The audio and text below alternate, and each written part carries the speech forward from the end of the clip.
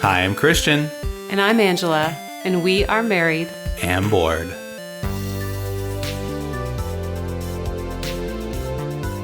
All right, here we are. Welcome, everybody, to episode 41 41 of the Married and Bored podcast. Are you serious right now, Clark? 100% serious. That is crazy. Thanks for tuning in. My name's Christian. You're still introducing yourself? You have to. You just have to. Okay, I'm Angela. Because what if someone just goes, yeah, whatever, and then they tune out, and then we start talking again and say, hey, everybody, like we always do, and then they forget who we are. I'm Angela. There it is. And we are married. And bored. Welcome back, everybody. We hope everyone's having fun, playing games. Living life. Yeah, it's we are wrapping up spring break in Arizona. Yes, which feels like summer because it was 93 degrees or whatever today. Yeah, it was righteously hot. But kids go back to school tomorrow for us. That's right. After 2 weeks. So I'm having a beer to celebrate. I already had mine. Oh, okay. So I'm having water. Do you ever have those candies where once you start eating, you cannot stop eating them? I know what you're going to say. No, I know you know my answer. I'm asking for your answer. Maybe. Maybe? I don't know. What is it? I don't know if this qualifies as a candy. Oh, well, let's be the judge. I'll be the judge. Circus peanuts? That's gross. No, sure, it's candy. Okay, yeah. Is a marshmallow candy? There's been... No, I don't know. All right. I have a very distinct classification of marshmallow falls into treats. Sweets and treats. Sweets and cookies and treats, yeah. And it's not candy. Okay. But there was a time in my life where I could down a lot of marshmallow candies and regret it. So yeah, I see. I don't regret doing this. I have hot tamales open on my desk right here. I pre-opened the box because it's loud when you shake around that movie box of hot tamales. It is. And the problem is I just can't stop eating them once I open it. Yeah, I don't understand hot tamales as a candy. It's the perfect game snack because it doesn't get over your fingers. There's a plethora of things that do not get all over your fingers. No, but hot tamale is number one. Here's my issue. When I think of things that keep my hands clean. Here's my issue, besides soap. Oh. And hand sanitizer. I don't use that. My issue with hot tamales is not that they don't taste good. They do, but it's like eating toothpaste. No, it's not. It's like a mint. It's candy. It's like if you ate Certs as a, Certs. as a candy. Certs don't have fierce cinnamon flavor, though. Okay. Well, hey, I grew up eating these. They're great. I'm going to be munching on them through the show. So wonderful. We all get to look forward to those smacking sounds. We get to, you guys get to just hear that and wonderful. Welcome and thanks for listening to our first candy segment. Yes, this was brought to you by Wonka. Okay. Well, Christian, come with me, and you'll see. Oh no. Can I do board game? Oh, no. Should we talk about board games? Now I'm afraid to talk because you're just going to interrupt me. Nah. Shall I do this for the first time ever? What's up with us? Wow. I didn't know what you were going to do. What is up with us? We decided we always start the show with this what's up, kind of like what we've been doing in terms of like board games, but we had a monumentous event. Is that a word? Yes. Okay. I looked just it checking. Up. It's on the back of this hot tamales box. Then it's believable. Monumentous flavor. Okay. And we had a board game weekend. We both attended the first ever board game weekend. Married and board game weekend. We didn't title it. Married and board game weekend. That's what it would be called. And we also found out that we were very close to getting t-shirts. Yeah, that's funny. We we always, or me personally, and I don't know if you've thought about it as much as I have. I thought it'd be so cool to go somewhere up north in Arizona, like into the woods, into the woods, mountains. Yep, into the mountains, and where it's cooler, and just play games all weekend, and not have kids interrupting you. Kids, dogs. dogs. But yeah, just to be able to like wake up and play games all day, and that's what we did. That's what we did. It was fun. We had a really good time.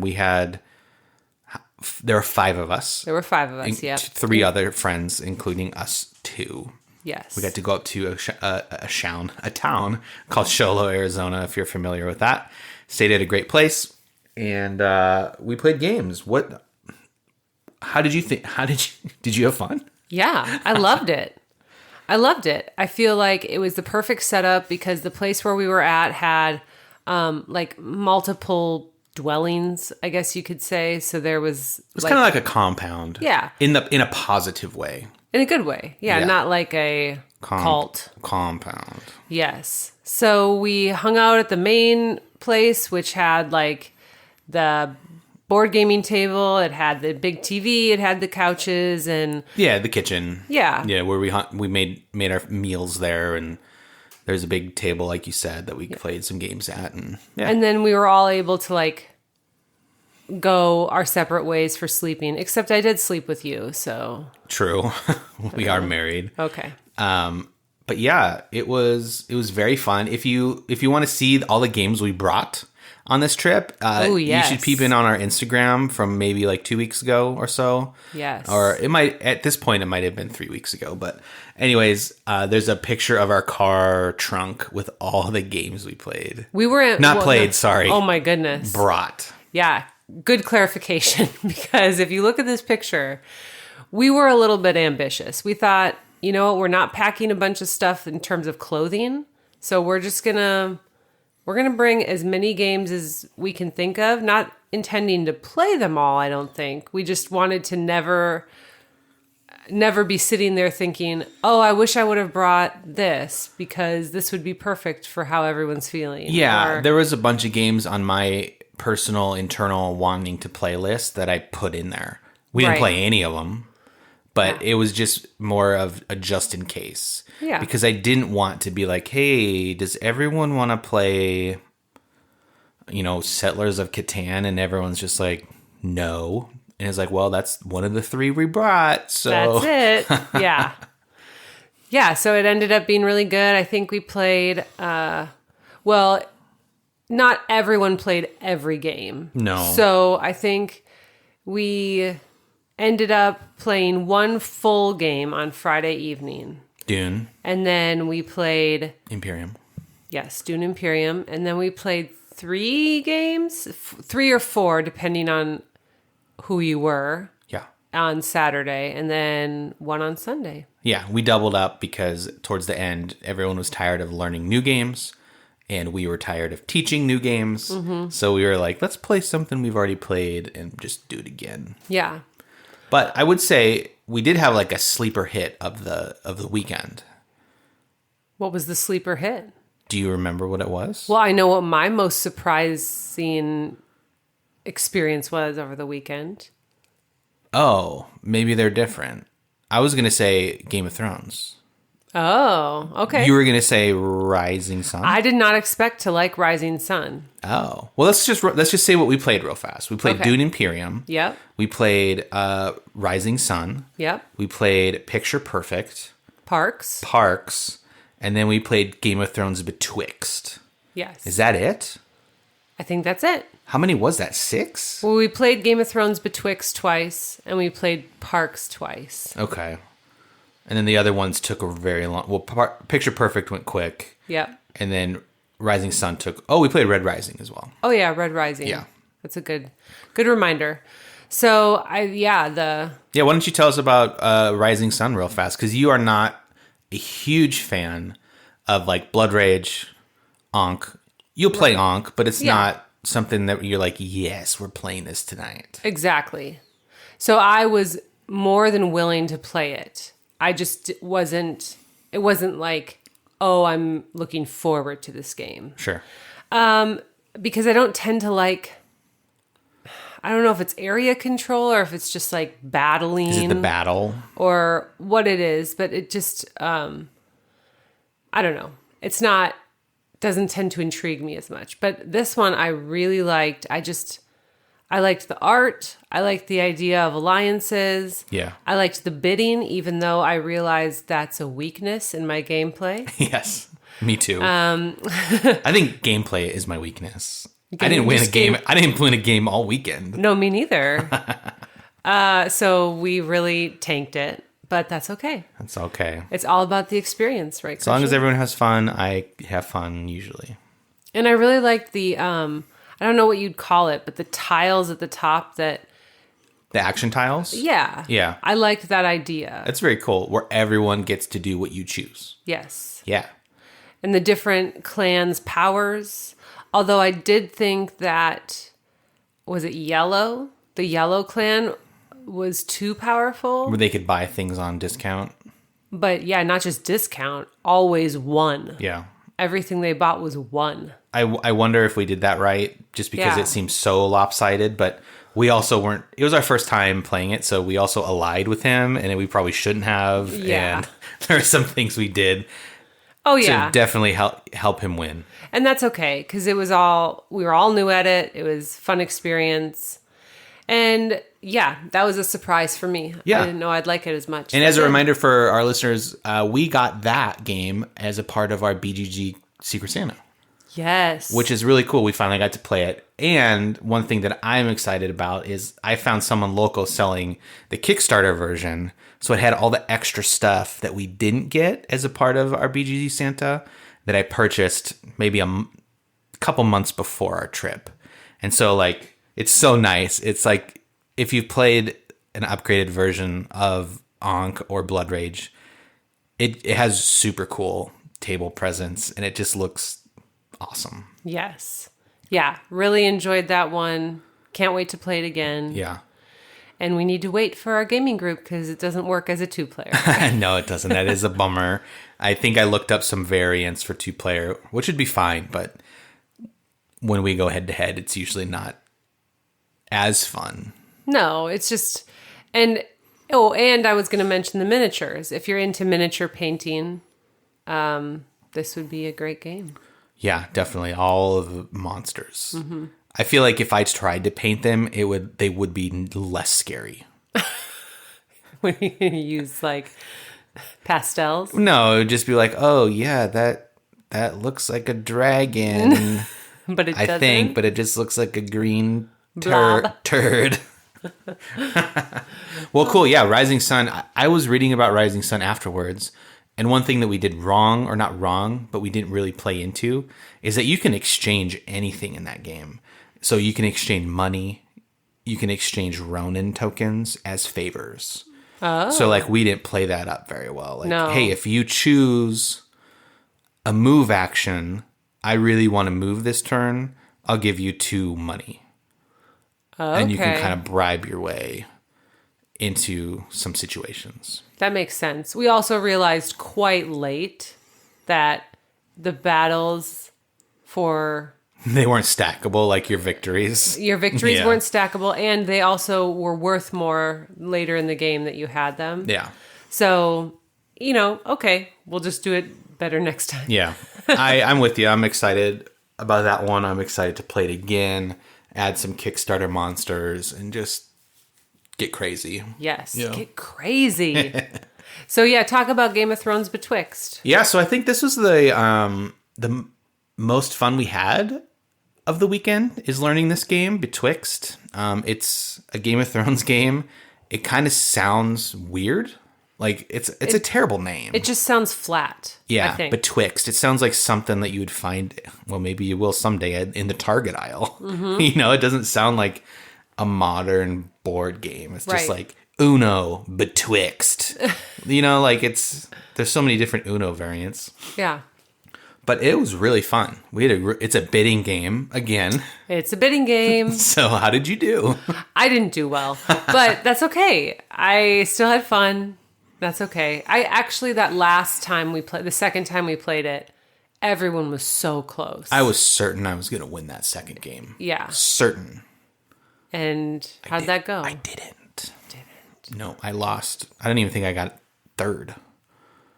No. It's a very interesting game because you bid on Game of Thrones characters to put in your council, and then you can put it to your left or right, and that left or right council is shared between the person that sits on your left or right. Yes. And then, without going into too much detail, you try to get the highest lowest score, which was very confusing for a few people when we first started.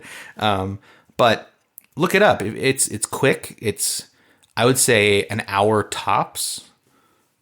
Yeah, our first time was much longer, but we were learning. We were kind of being it was slow about it. Yeah, it was late. It was like one of our last games of the night. Yeah. But yeah, check it out.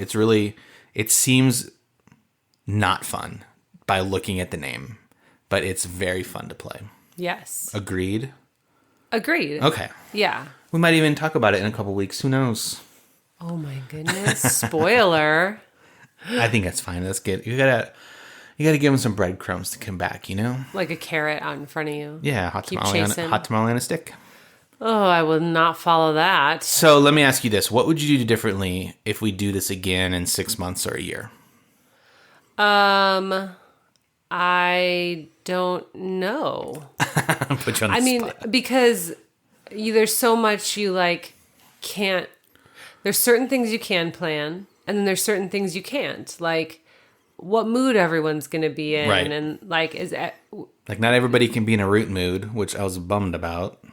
Exactly. But and also, you just don't know if one game is going to take a longer time than you expected, and then everyone probably wants to play like a less intense game to follow that. It's not like you're going to stack, or we are not going to stack a weekend full of like Nemesis and Rising Sun and Ankh. We're going to have some, maybe not filler games, but some lighter. I would do that if everyone knew how to play them going into it. I don't know if I could. I would, for sure. I think it would lose some, I don't know. It would just lose a little bit of enjoyment. Okay. Okay, so what would I do differently? I don't know. I feel like maybe invite more people. That's what I was thinking too. I was very nervous about the amount of people to invite. Yeah. We had plenty of room. That wasn't the issue. It was more like, if you have 6 people, there's not a lot of 6-player games in, modern today board games. Yeah. Unfathomable is one, which we're going to talk about. But we didn't get to play that one that weekend. But 6 is just really hard because as you guys know, majority of them are 3 to 5, 2 to 5, 1 to 5, but whatever. So I think I would push the number of people to 8 or 9 so that you could have like a 4-player game of something and a 5-player game of something, or even break it down further than that. Yes. And then you can switch up the groups more. You can. I love the guys that we went with. Yeah. But it's just nice to know, to have a different variety and get to know other people through a game, you know? Yeah, it's hard because then I, as you're talking, I like parts of it, and then there are other parts where I'm just like, oh, but then you don't get to hang out with everybody at once. Yeah. Yeah, that's true. And you can never time both games to end at the same time. So I feel like one group would end, and then instead of waiting for the other group to finish, they would just start their new game. And so you would just be separated into those 2 groups pretty much all day. Yeah, unless do you make a schedule? Yeah, see, that's the thing. We don't want to go that far. Yeah, and then it's more of an event, which we could turn it into. That's a far out idea. Sure. But it's something that we could do, maybe. Maybe. I don't know. Does anybody want to come play board games with us in Sholo? Everybody's raising their hand right now. Oh, hey. Yep, I see you. Yes. If we'll just pay for their airfare, I'm sure. No, they have to get here. Oh, okay. We're not paying for people's Or if you're airfare. local, come up. So, yeah, great gaming weekend. That's what's up with us. Yeah, we're going to talk about Unfathomable, which I mentioned is not a game we played on the weekend. We brought it, of course, because it's one of our group's favorite, and we have some things to say about it. We sure do. This episode is sponsored by Show It. Are you stuck in a boring website template?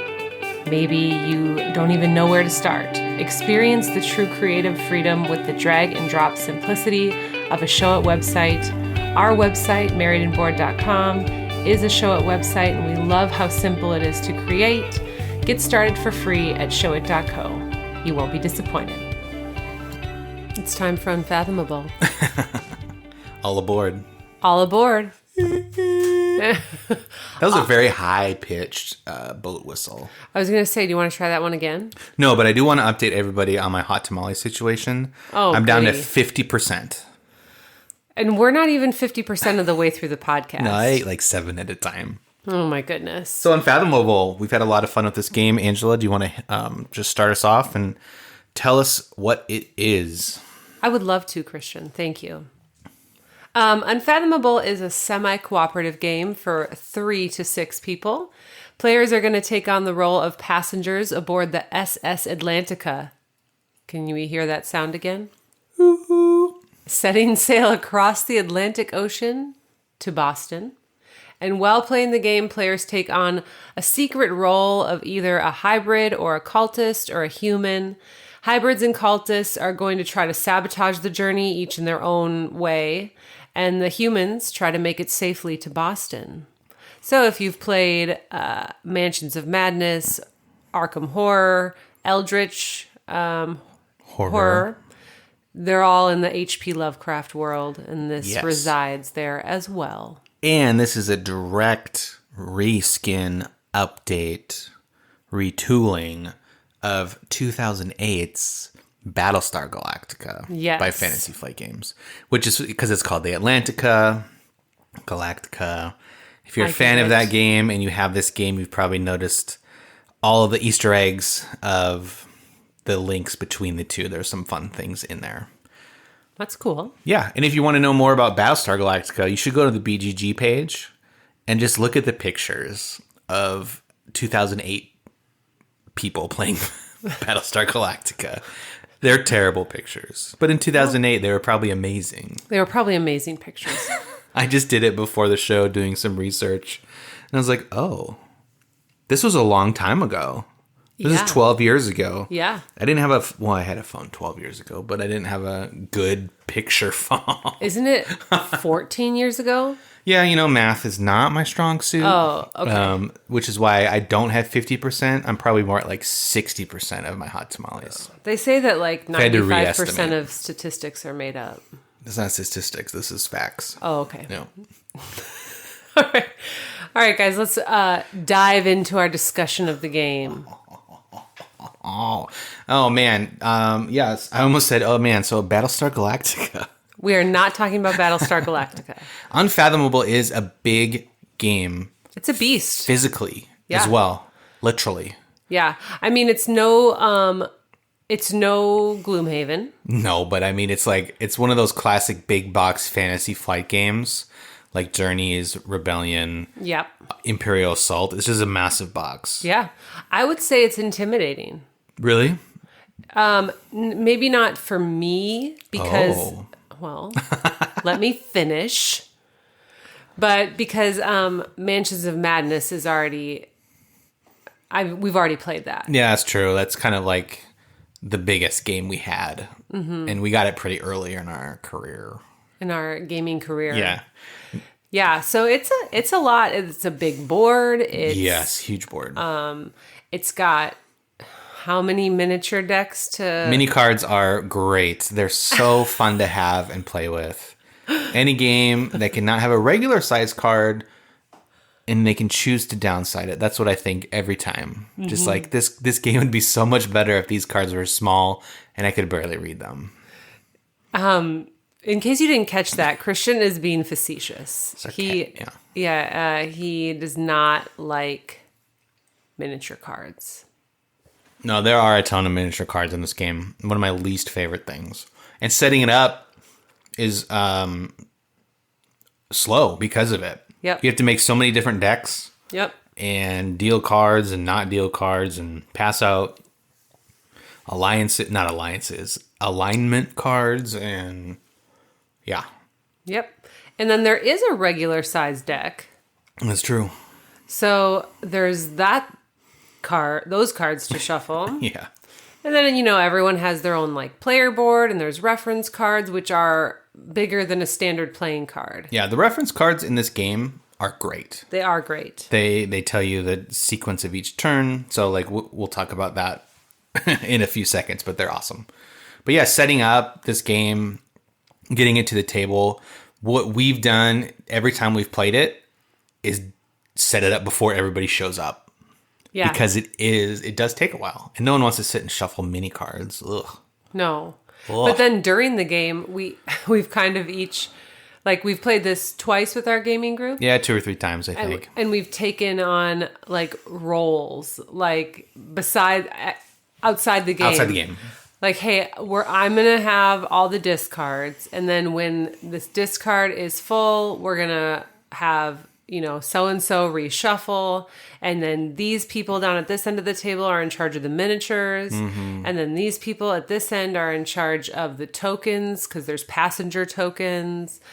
And so we've kind of got this person is in charge of the captain deck and yeah. A system. Yes. Yeah, this game suffers from one of my board game pet peeves of not having space on the board for all the stuff it has.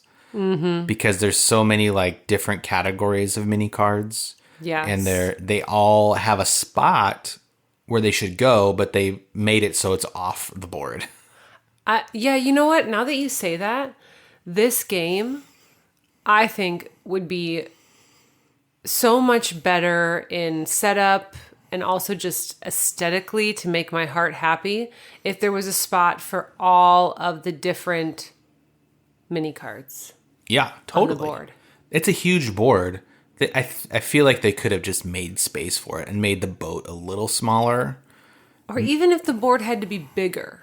I'm just saying. Well, because Mansions kind of has the same problem, but it doesn't bother me as much because I feel like, first of all, the board, quote unquote, it's modular, changes size. And also, it's app driven. So for some, I don't know why that connects in my head as like, there doesn't need to be space on the board for the cards. Right. But this one has no app.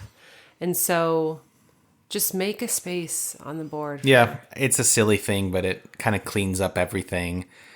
We don't have a huge table to play. Well, we have a big table, but this game fills up our table. Yeah, I was going to say it makes our huge table not huge. When we play with 5 or 6 people, whoever sits on the edge with like the cards, they're getting like pushed off the table from the cards. Yeah. And they have to like kind of sit real like they have a spot just as big as their character card, and that's like it. That's all they have. And I wonder how this would look on like a regular gaming table. Yeah. Like if we had a Jasper table or something. Yeah. Boardgametables.com. And ooh, nice. I don't know if this game would fit in it. I wonder how that would all work. You would have to really arrange it tight. Yeah. Okay. I was going to say something, but I think it fits better like later on after we've discussed other things. Oh, sure. So, yeah, I mean, setting up and tearing this down game, it's a long game. Long games take longer to do all the things. Yes. But it's well worth it. I mean, the experience outweighs the time that it takes to do this. So yeah, you're not going to see this game on the shelf and go, "Oh, that looks pretty easy to set up." So it's what it looks like. For sure. What about like as we get it on the table? We've played it a handful of times, so we know what's going on. But learning to play the first couple times, how do you think that went?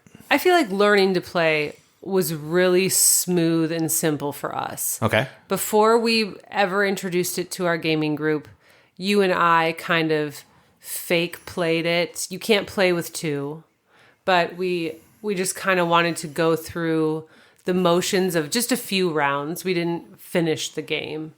And I felt like with a gaming group that you have, or if you have anyone that you're playing this with that's used to modern board games, it's going to be no big deal. What about you? Yeah, I agree.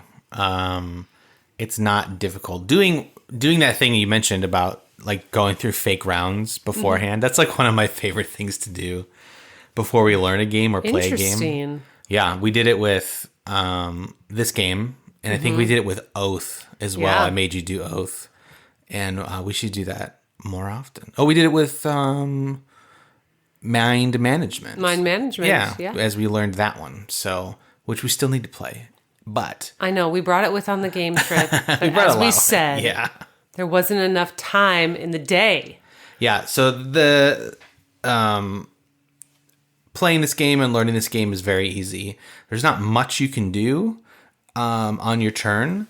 Well, there is, but where it gets confusing is just remembering all that you need to keep track of.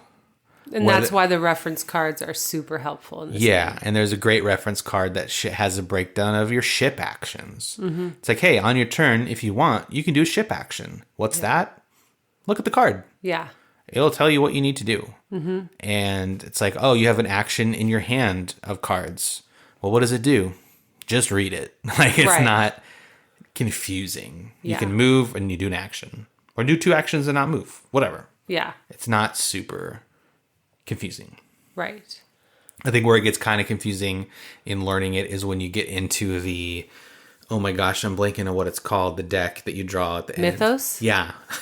Yeah. Chaos or myth. No, Chaos is different. The Mythos deck, and where you get the little story cards. Yeah. And you have to make a decision.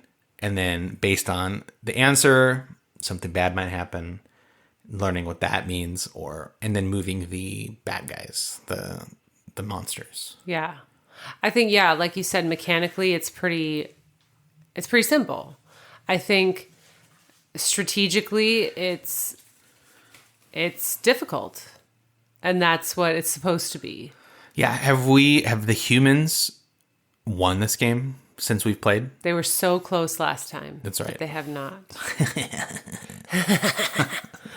So, I mean, what kind of makes it easier to learn is the dynamic of it being cooperative. Yeah, totally. Semi-cooperative, because there is that element of traitor or traitors. Yeah.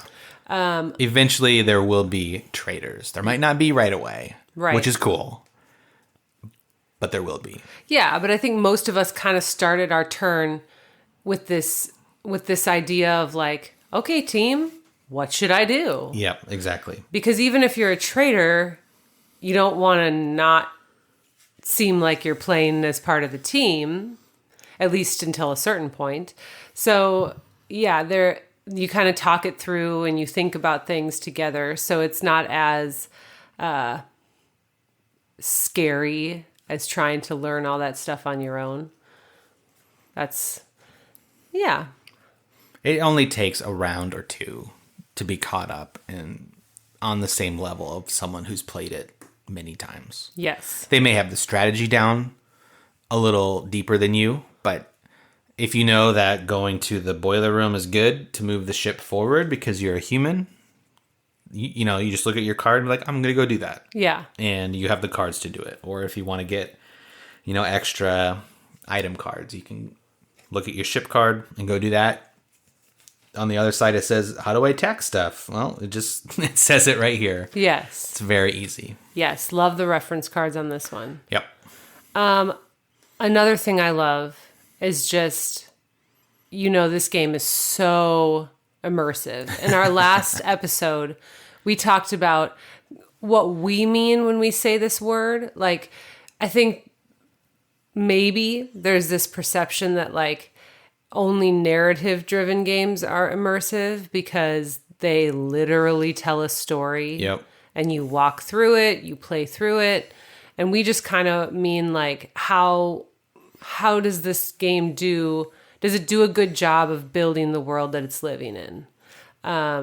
which, like games like Everdell, that's not narrative, but it does a great job at building the world it lives in because of the tree and the that characters. big old tree and the little animal meeples. Yes. So I think like this game is, it's so the board that is the picture of your boat is so well done. The art is, just the right amount of creepy. It's got that 1920s vibe, creepy vibe. Yeah. And it's just the game dynamics. I don't know how you describe it. Like, it feels tense. I was going to say this game is the thing that it does best is build tension. Mm-hmm. Because the first time we played it, it was just like, oh, yeah, we're all on the same team. Maybe someone's bad. Yeah. But then the second and third time we played it, immediately everyone was like, he's the traitor. Yeah. She's the traitor. I'm not doing anything she tells me to do. Right. Like, and it's just like, oh, whoa. Okay. Yeah. Well, it's different. Yeah. Yeah. And it really, it's like nerve-wracking sometimes. Yes. It does play with my emotions more than I thought it would. Yeah. Yes. Anything else like that makes you feel like kind of immersed in the world of Lovecraft? I think the Mythos deck is the best part of that because it tells like every gameplay that you do, every game you play of Unfathomable, the story is a little different, right? Like, and all the stops along the way of those cards. One time you might have to try to find extra food because somebody threw it overboard because of that Mythos deck. And the other one's like, oh, you found 2 extra fuel cans because you killed the stowaway. Like, there's just a lot of random stuff that could happen that add to your story. Yeah. As a group that you play. And then like succeeding or being the one to have to choose the answer or the option on those cards is very it's very fun to watch other people do it. Not fun when it's you. Oh, I disagree. I love being the one that's... But it affects everybody. And then if you pick the wrong one, immediately they go, traitor. I know. Well, that's true. I don't like that response, but I like the power. That's true. Of holding... And I like every character's special action. I think it plays well into who they are in the story. Yes. And so... And the hierarchy of them. Because like there's a captain character and he's the captain. And there's cards that will literally say captain decides. Yep. And if you're not playing that card or that character, that's where the hierarchy comes in. And just whoever has higher on this list makes that decision. Yes. And so there's like a hierarchy of rank on the ship, but there's also a hierarchy of like cultist knowledge, like lore or magic, really. Yeah.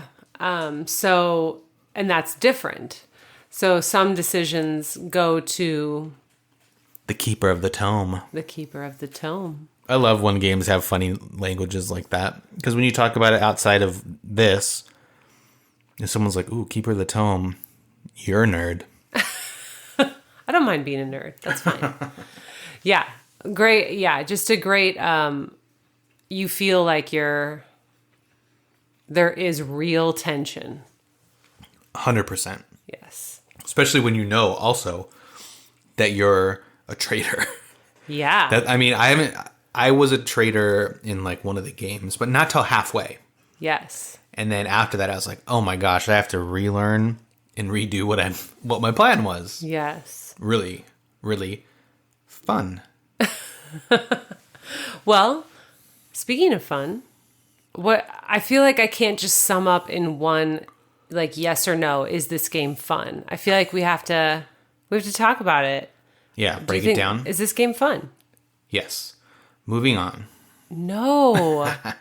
I guess Christian can sum it up in one word. Yeah, I think it's a lot of fun. It's the most that I've ever seen the guys in group that we play with like talk to each other during a game. Yeah. In like sometimes they get really mad at each other too, or not like super mad, but board game mad. And it's just kind of like, whoa, where did this come from? Yeah, I think everyone might have had the perception, maybe except you. I don't know. You'll have to tell everyone, including me, if this is true. But that first game we played, that I was angry. Yeah, totally. They thought you were super angry and hated the game. Yeah, and I loved it because it was just bringing up so many like emotions. Like, okay, I didn't cry. I didn't weep. No, but you were just... I was so confused. There was a few gameplay moments that made zero sense to you by other people. Yeah. And you're like, why would you do that if you're not the traitor? Yes. And then same thing happened again, and you're like, but I thought he was a traitor because he did that earlier, and now you're doing this. Yes. But previously you did, like you're trying to like connect all these dots. Yes. In a conspiracy theory board. In my head. Yeah. And then I think there was a moment, you'll have to tell me if you remember this, where I asked like, who is a human with me? Yeah. And like nobody said anything. It was just like, there was I thought people would all say, oh, it's we're me. human. We're human. Yeah. But nobody did. And I think I might have said WTF except the full version of that. Yeah, you said what the F is going on. Yes. Because I then didn't I think understand, you went to go get snacks. Because I didn't understand why you wouldn't say you were human, even if you weren't. Yeah. And if you were, why wouldn't you want to like acknowledge that, hey, I'm your ally? Yeah. And so I was like, oh man, what is going on? So yeah, but it was so fun. I think that it did bring out a lot of discussion because you just have to. Yeah, you have to. Can I say, this is what I was going to say earlier, and I hope this isn't offensive. Are you getting nervous? No. Is there tension? There's lots of tension. You're the traitor. The first time I heard about this game was through, what was it, like a stream of Fantasy Flight playing this? Oh, did I make you watch it for like Gen Con last year or something? Maybe. That rings a bell. And it looked so boring. Yeah, they were very boring. But board game streams are hard. Okay, yeah. I mean, people probably wouldn't want to stream and watch our game night. I get that. Maybe they would. Maybe. Business idea. Coming soon. But all that to say is I was like not super pumped. They played it almost... robotic. Yeah, like not silently. That's not the right word, but just like... I think I'm going to go to the boiler room because that'd be good for everybody. And then they would just do it. And it was just not like... Our experience was that it was like... Not heated, but it was like a family holiday where someone's arguing. Yeah, it was like, why wouldn't you go there? Or why do you... Okay, let's vote on what to do. Oh, why would you do that? Yeah, we had one game where one guy kept on going to the cargo hold. You remember that? Mm-hmm. And he kept on trying to get cargo, like every turn. Yeah, and it's like, dude. It's like, no, we don't need cargo. We need to move the boat along or kill these bad guys. Are you the traitor? And he's like, yeah, but I just need some cargo. And it's like, no. So, I don't know. It was just like, it's such a more dynamic experience on our table than I witnessed it being on the Fantasy Flight stream. Yeah, I can see that. So you really need to, I mean, the fun is going to be determined by who you play this with. 100%. Yeah, and it was really fun being the hybrid. And one of the actions that you can do as the hybrid is reveal yourself. And then you get all these new actions that you can do to like to mess up the humans even more. Yeah, because now you're like the pro is that now like you're exposed. You're exposed and you are in your full power. But then the con is that you're exposed. Yep. And the crew can put you in jail. Deal with you. Yeah. Or fight you. Well, yeah, fight you or go to jail. But it also distracts them from doing what they really need to do by getting the ship forward. And so it takes actions away from the humans. Totally. Yeah. It's such a mind like strategy. There's all these different layers. Like, if I am a hybrid, when do I reveal? Do I reveal at all? And There was talk after a couple of games of doing it like immediately. yeah. The very first turn of the game. I don't know if that's a good I don't know if I agree with that, but like, we haven't played it tons. Yeah, you mentioned it earlier that you were a hybrid halfway through. Yep. Yeah, so there's this element where everybody gets a identity card, secret, of course, at the beginning of the game. And then again, about halfway through the game. Well, when the boat reaches the halfway point Yes. to Boston, to their destination, there's a way to track that. Then everybody gets another identity card. And so if your first identity was human, and then you get another human card, well, you're staying human. If your first identity was human, and then you get a hybrid card or a cultist card, now you've switched. And so that one, that is, I didn't like that. You didn't? Well, I like that mechanic, but I didn't like the feeling I got Oh, of it happening to you? of it happening to me. Because you had to switch sides. Yeah. It's so hard. It's like when you have a really good team and then you're playing a different team and they're like, "Hey, can we move you over to that other side?" And you've gotten used to your team. Yeah. I don't know. It's hard to switch mentally to the other side. Yes. And that's fun, in a way. It's another layer, baby. Tiramisu. Layers. So, okay. Anything else on if you thought like any fun? No, I think we always have a lot of fun. It's always one of the games that is brought up whenever I ask, "What do you guys want to play next time?" And Yeah. they say, "Well, should we do that boat one?" The boat one. The yeah. boat one. Well, so for us, I mean, you can probably guess, like, this game is worth it. It's going to get play on Yes. our shelf. If you have very, very limited times where you have a group of people, or you're mainly 2-player or mainly solo, I would say it might not get your money out of it. No, this is one that you want to get if you have a consistent group that you play with.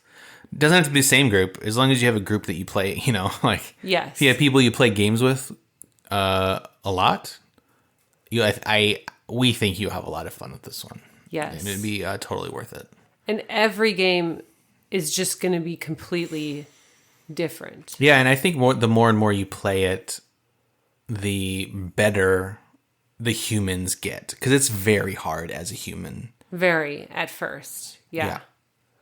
And so that's true. I think the strategy will just get better and better. Yeah, and maybe eventually they'll make it to Boston. Maybe.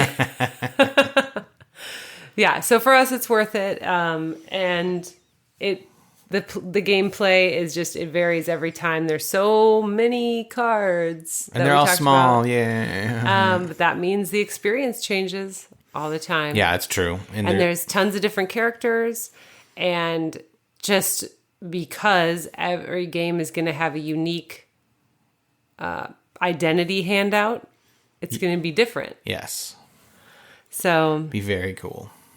there's Unfathomable. Go play Unfathomable. If you don't have it, find someone who does so you can experience it at least once. Yes. That's what we say. Yes. All right. Well, we will be right back. Well, first let me do a hot tamale update because I know they're dying to know. This just in. I am truly down to 50% now. Wow. Yeah. I wonder if people can tell when you're smacking on those things. Probably. Let me know.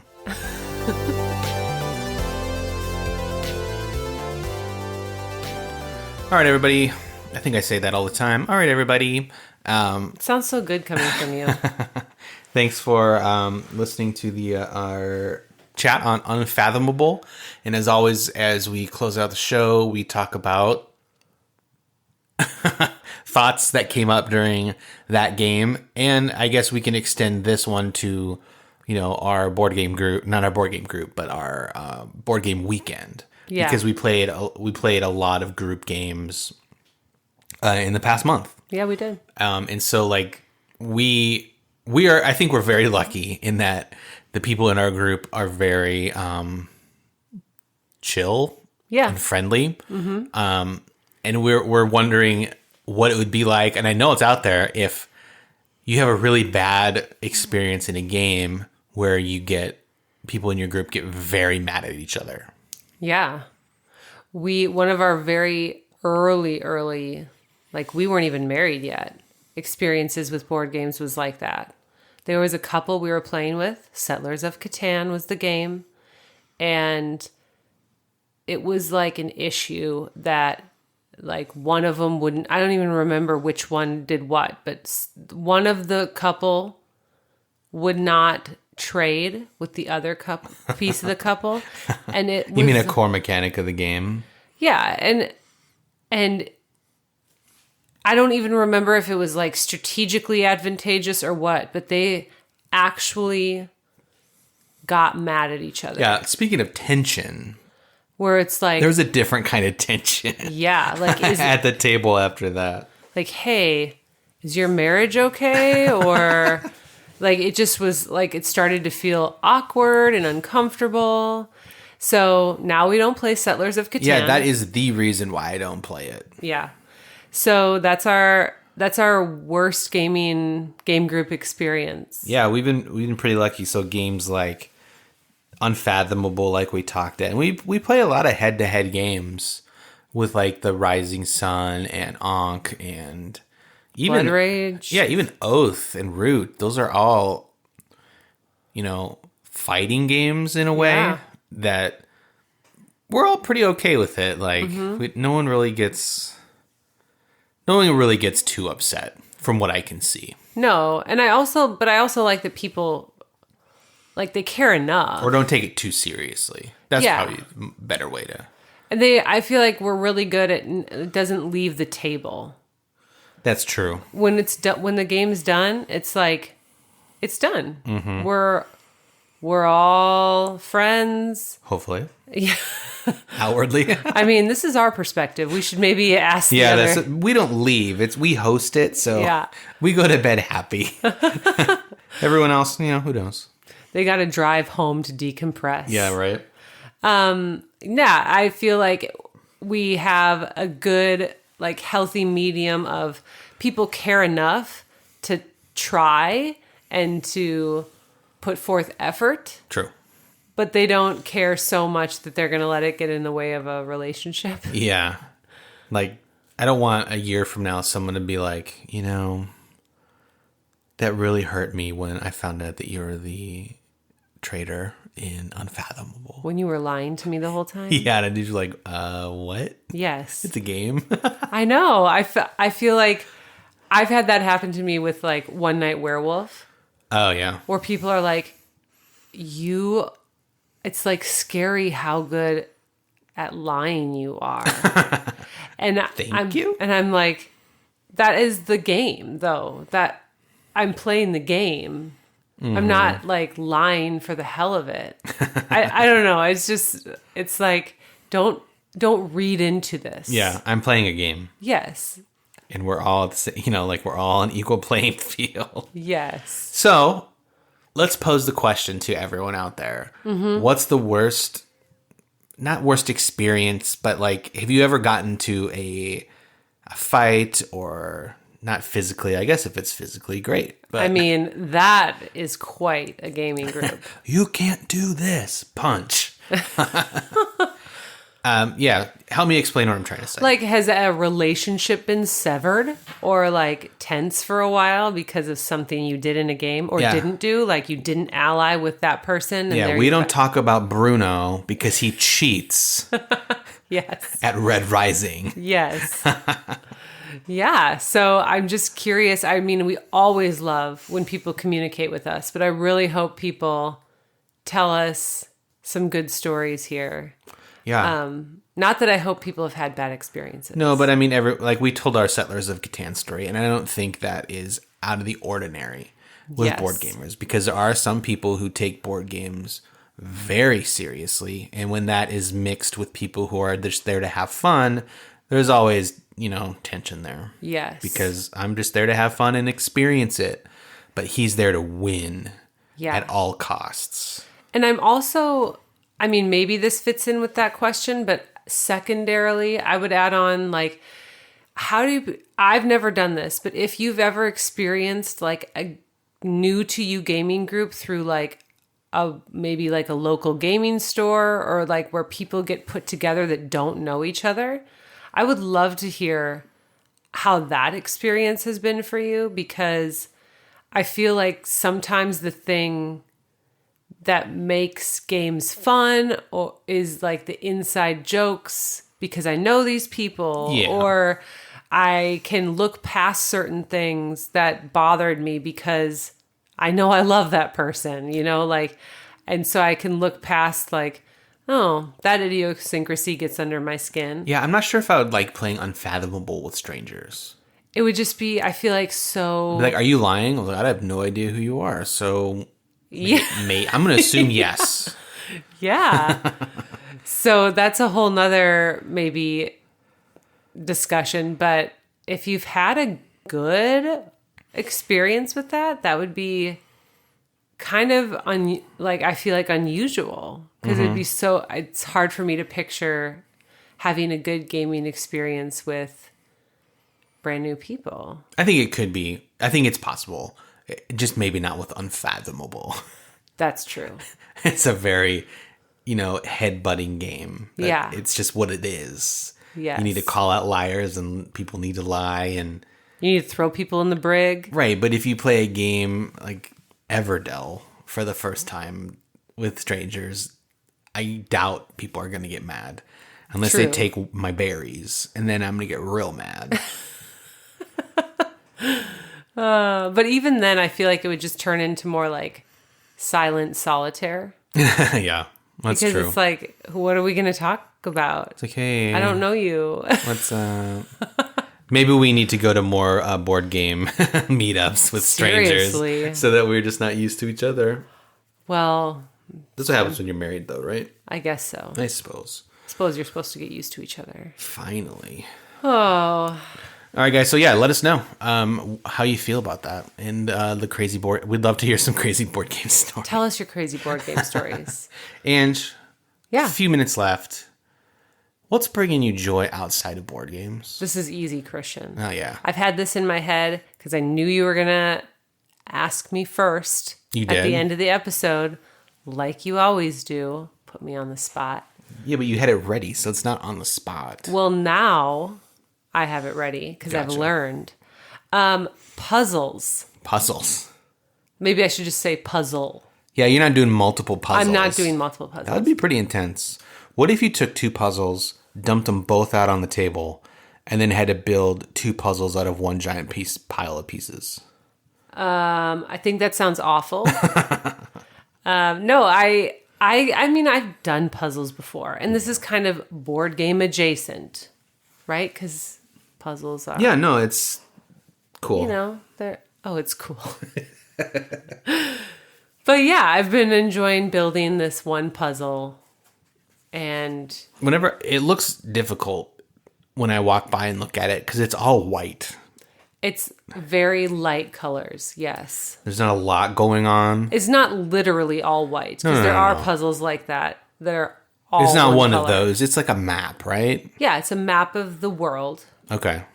and it's like all the ocean is black and white. Oh. And so that is the hard part. Yes. Yeah, it looks old-timey in a way, right? Oh, are you yawning at Sorry. my puzzle? Sorry. I need a... Hold on, hot tamale break. Speaking of, can we just talk about how you flung this hot tamale over here on my side of On the the room? floor. There's one on my side, and You should eat it. I'm not going to pick it up off the floor and eat it. I have about 4 hot tamales left, everybody. Oh my goodness. We better end soon. So, puzzling.